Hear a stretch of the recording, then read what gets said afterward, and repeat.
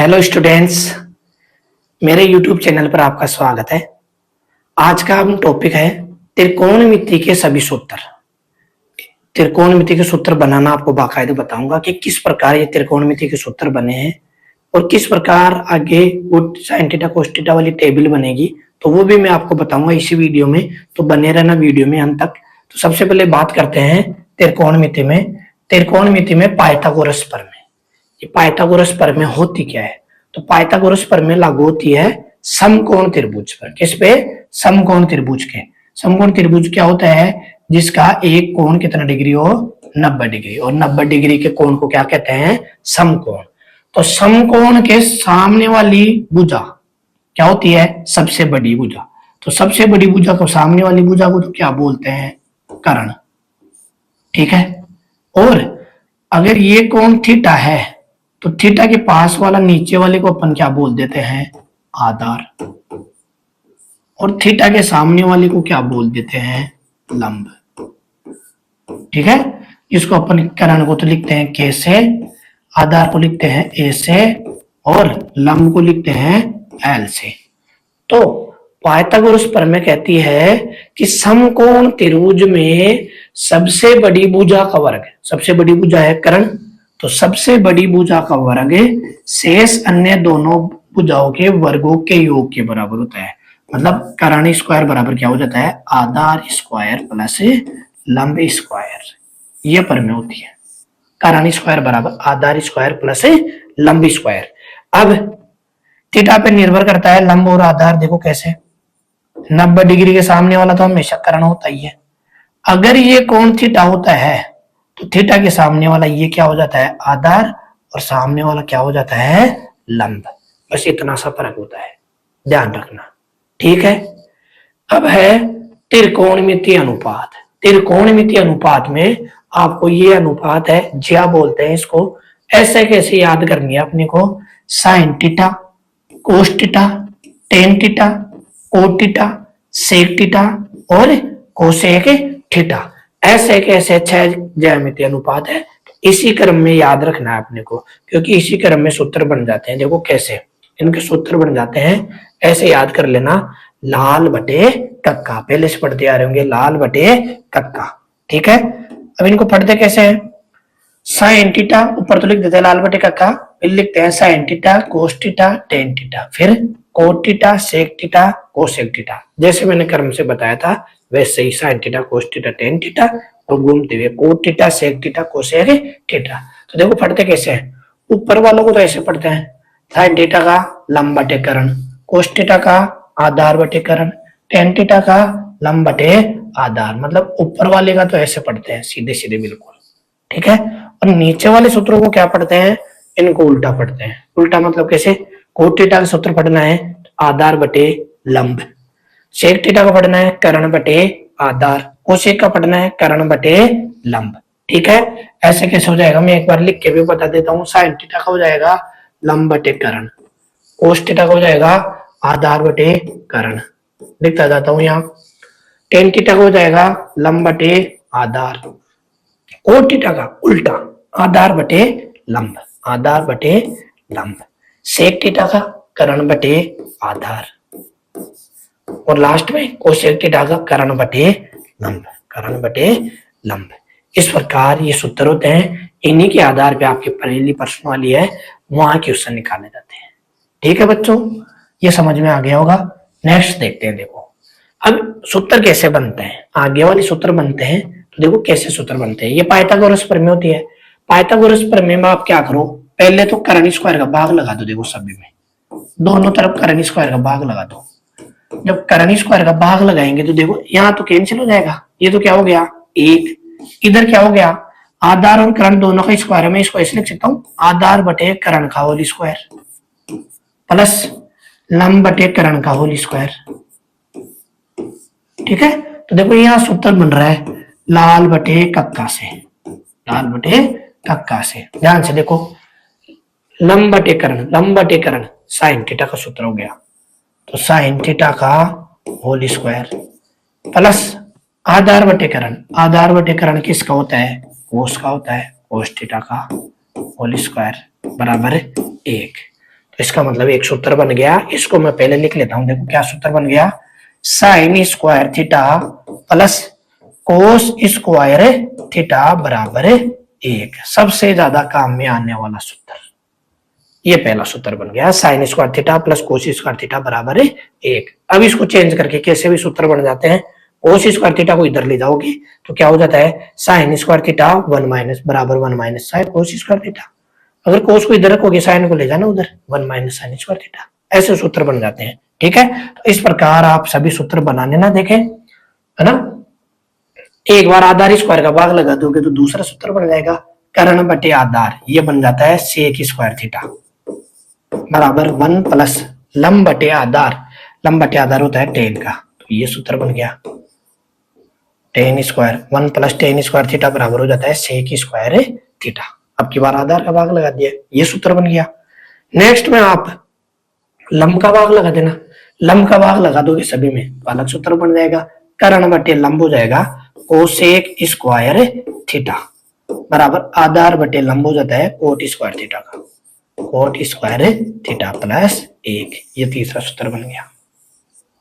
ठीक है, इस प्रकार ये सभी सूत्र बन जाते हैं। एक थोड़ा अलग है, उसको याद रख लेना कि टेन थीटा बराबर क्या हो जाता है, साइन थीटा बटे कोस थीटा। ये सूत्र अलग से है, इसको याद रखना अलग से। ठीक है, सबसे ज्यादा काम में आता है ये सिद्ध करने वाले सवालों में। ठीक है बच्चों, आशा है आपको बहुत अच्छे से समझ में आ रहा होगा। लास्ट टॉपिक है अपना इम्पोर्टेंट टॉपिक, इससे 3 नंबर के क्वेश्चन तो आते ही आते हैं सीधे सीधे। कई बार तो सीधे मान भी पूछ लेता है सारणी से, तो सारणी बनाना आपको आनी चाहिए अच्छे से। तो देखो सारणी कैसे बनानी है, और अभी बता देता हूं आपको सारणी में अपने को क्या करना है। जाते ही जब भी आपको बोर्ड कॉपी मिल जाती है, नाम रोल नंबर सब कुछ मिलने के बाद पीछे पीछे रफ कार्य लिखो और ये टेबल सारणी बना लो। ठीक है, ये काम आपको करना ही करना है। बाद में टेबल सारणी नहीं बनने में आएगी, टाइम वेस्ट होगा, तो टाइम बचे ना उसमें ये टेबल सारणी बनाने का। अब मैं बताता हूं आपको कि किस प्रकार बनानी है। ठीक है, तो सबसे पहले आपको यहाँ लिखना है 0 डिग्री, 30 डिग्री, 45 डिग्री, 60 डिग्री, यहाँ लिखना है 90 डिग्री। ठीक है, अब देखो कैसे करना है। सबसे पहले आपको क्या लिखना है, ऊपर 0, फिर 1 2 3 4, साइड में तो नाम लिखना मैंने क्रम से बताया ही था आपको, sine theta cos theta tan theta cot theta sec theta cosec theta, वो का वो क्रम जो शुरू में बताया था वैसे वैसे वही क्रम है। ठीक है, अब अपने को क्या करना है, सभी में किसने का भाग लगा देना है, 4 का, सभी में 4 का भाग लगा देना। देखो बटे 4 बटे 4 बटे 4 बटे 4 और बटे 4 भाग लगा दिया। अब अपने को क्या करना है, इनका वर्गमूल लेना है, वर्गमूल का निशान लगा दो।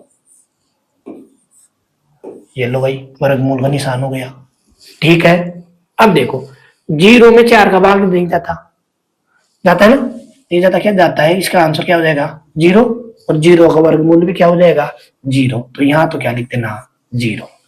1/4 किसी से नहीं कट रहा, एक किसी से नहीं कट रहा, ऐसे कैसे, तो 1/4 का वर्गमूल हो जाएगा। देखो 1 का तो 1, 4 का वर्गमूल क्या हो जाता है 2, क्योंकि 2 दूनी 4, 4 का वर्गमूल 2 होता है, तो इसका आंसर हो जाएगा 1/2। यहां देखो कट रहे हैं अपने 2 और 4, 2 एकम 2 और 2 दूनी 4, मतलब इनका वर्गमूल निकालना है। तो 1 का तो 1 और 2 का वर्गमूल होता नहीं, तो इसलिए चिन्ह लगा देते हैं √2। 2 का कुछ भी वर्गमूल नहीं होता, इसलिए वर्गमूल चिन्ह लगा देते हैं। इसका मान हो जाएगा 1/√2, ये हो जाएगा। लास्ट में यहाँ अभी देखो कुछ नहीं कट रहा, 3 और 4 नहीं करते, 3 का तो √2 हो जाएगा, √3 ऐसे कैसे, और 4 का वर्गमूल हो जाता है अपने पास 2। ठीक है, 4/4 देखो ये कट रहे हैं, 4/4 बराबर है 1, तो 1 का वर्गमूल होता है 1। अगर ये मान शुरू के सही निकाल लिया आपने, अच्छे से समझ गए, तो बस अपने टेबल तो आ गए तो अच्छे से सही बन जाएगी। यहां तक समझ में आ गया। अब अपने को क्या करना है, इस टेबल को, इन मानों को ऐसे समझो, ऐसे पकड़ के इस लाइन में ले आओ, इस लाइन में ले आओ, तो ऐसे पूछ पकड़ के ऐसे समझ लो, ऐसे लेके आएंगे तो सबसे पहले क्या आएगा 1, फिर इसके पीछे पीछे क्या आएगा √3/2। फिर इसके पीछे पीछे क्या आएगा, 1/√2। फिर क्या आ जाएगा, 1/2। और सबसे लास्ट में क्या आ जाएगा, 0। ये हो गए cos थीटा वाले मान। ठीक है बच्चों, अच्छे से समझ में आ रहा होगा। अब अपने को सबसे इंपॉर्टेंट इस टेबल का हिस्सा tan थीटा वाला, इसमें बच्चे गलतियां करते हैं, तो थोड़ा सा मैं आपको बता दूं कैसे होगा। ठीक है, इसको समझना थोड़ा सा। tan थीटा का सूत्र मैंने बताया था, क्या होता है, sin थीटा बटे cos थीटा। sin थीटा बटे cos थीटा मतलब sin थीटा के मान को अपन cos थीटा के मान में भाग देते हैं। तो भाग देने का नियम देखो, आपने पढ़ा भी होगा छोटी कक्षा में कि 1/2 में भाग देना है 5/6 का। दो तरीके बता रहा हूं, इसी को अपन ऐसे और लिख देते हैं, देखो 1/2 भाग 5/6, ऐसे भी लिख देते हैं कई बार। तो इनका भाग देने का तरीका देखो, समझो कैसे करते हैं। जब भाग देते हैं तो एक तो ऊपर ही ऊपर, तो ये तो ऊपर ही रहेगा, ये वाला तो कहां जाता है, नीचे। ठीक है, गुणा का चिन्ह, ये 5 बड़े वाले भाग के नीचे है जस्ट, तो ये तो नीचे ही रहेगा। ठीक है, और ये वाला नीचे, नीचे वाला 6 कहां चला जाता है, ऊपर, तो ये ऊपर हो जाता है 6। इस प्रकार ये गुणा हो जाता है, एक को 6 से गुणा कर देंगे, 6 2 5 10, इस प्रकार ये हल होता है। आ गया समझ में अच्छे से।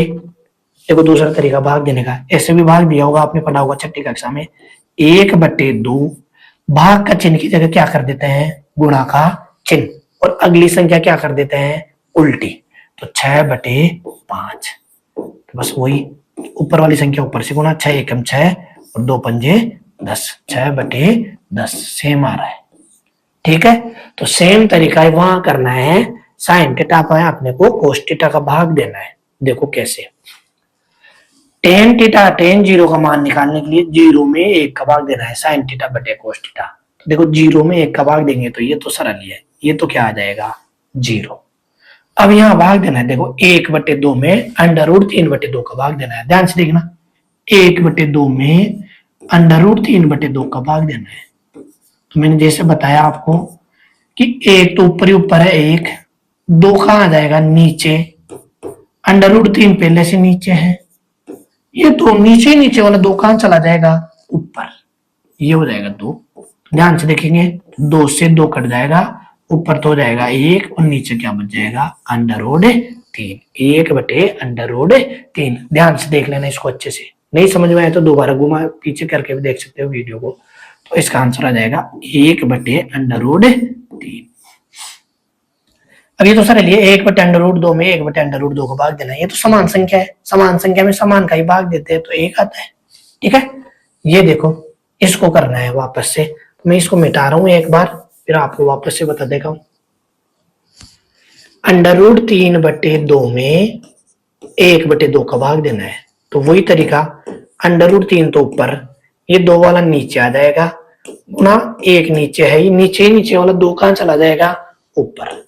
देखो 2 से 2 कट जाएगा, और √3 में 1 का भाग देते हैं तो क्या आएगा, √3। इस प्रकार ये भाग देना आपको अच्छे से समझ में आ गया होगा, √3। यही इंपॉर्टेंट पार्ट होता है इस टेबल का, √3। और 1 में 0 का भाग, देखो 0 का कभी फाड़ा फाड़ा ही नहीं अपन ने, कभी फटे देखिए, 0 एकम 0, 0 एकम 2 0, ऐसे 0 का फाड़ा होता ही नहीं है। तो जब 0 में भाग देते हैं तो ये अपरिभाषित रूप है, आज तक किसी ने परिभाषित नहीं किया, इसको बोलते हैं अनंत, अपरिभाषित, अपरिभाषित बोलते हैं इसको। ठीक है बच्चों, अब कुछ भी नहीं करना, टेबल बन चुकी है, आपको जैसे पूछ पकड़ के लाया था इसी प्रकार यहाँ भी अपन इसको पूछ पकड़ के लिए आएंगे। ठीक है, इसको ऐसे पकड़ के लिया हो तो पहले क्या आएगा, अनंत, फिर इसके पीछे पीछे √3, फिर क्या आ जाएगा 1, फिर यहां से आ जाएगा 1/√3, और लास्ट में क्या आ जाएगा, 0। लास्ट में क्या आ जाएगा, 0। ठीक है बच्चों, समझ में आ गया होगा अच्छे से। अब थोड़ा सा मैंने आपको बताया नहीं था टेबल में, देखो लाल बटे कक्का में मैंने बताया था आपको, शायद भूल गया मैंने,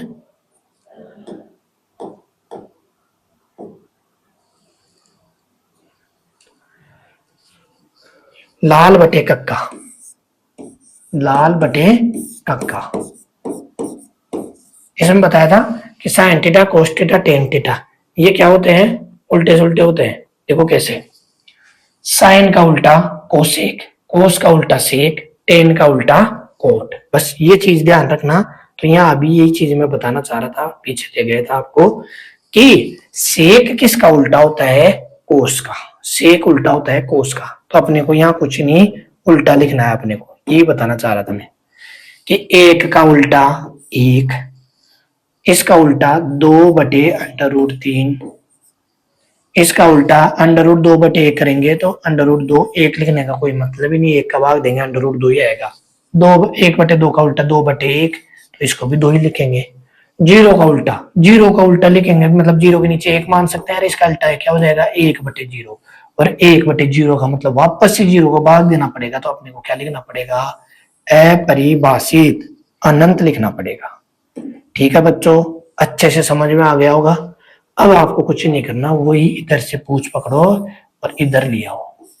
तो सबसे पहले क्या आएगा, अपरिभाषित अनंत, फिर इसके पीछे 2, फिर √2, फिर 2/√3, और सबसे लास्ट में आ जाएगा 1। इस प्रकार आप देख सकते हो, अच्छे से आपकी ये टेबल बन गई। आपको बहुत अच्छे से समझ में आया होगा। अगर आपको थोड़ी बहुत दिक्कत हो तो आप वीडियो को पीछे जाके देख सकते हो, और मेरे हिसाब से आपको बहुत अच्छे से समझ में आ गया होगा। अगर मेरा पढ़ाने का तरीका आपको बहुत अच्छा लगा हो तो वीडियो को लाइक कीजिए, अच्छा सा कमेंट कीजिए, और अगर आप मेरे चैनल पे नए हो तो चैनल को सब्सक्राइब कीजिए और अपने साथियों को भी बताइए, शेयर कीजिए। ठीक है बच्चों, मिलते हैं अगली वीडियो में नए टॉपिक के साथ। धन्यवाद बच्चों, बाय बच्चों।